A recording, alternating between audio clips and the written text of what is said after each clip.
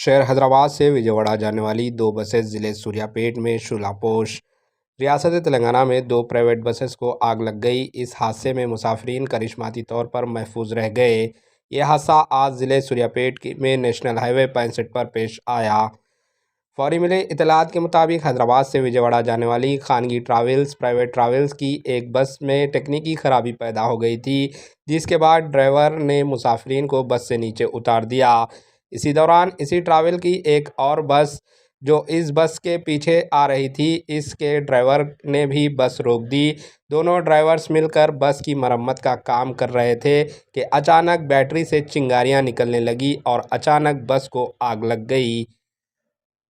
रुकी हुई बस को भी जद में ले लिया और देखते ही देखते दोनों बसें शोलापोश हो गई। इस हादसे में किसी भी तरह की जानी नुकसान या किसी के ज़ख्मी होने की इतला नहीं मिली।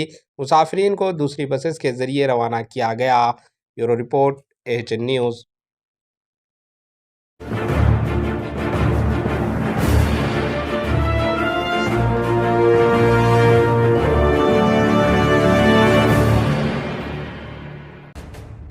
AHN न्यूज़ के YouTube चैनल को सब्सक्राइब करें और बेल आइकन को दबाना ना भूलें ताकि आपको हर नई आने वाली वीडियो का नोटिफिकेशन बर वक्त मिल सके।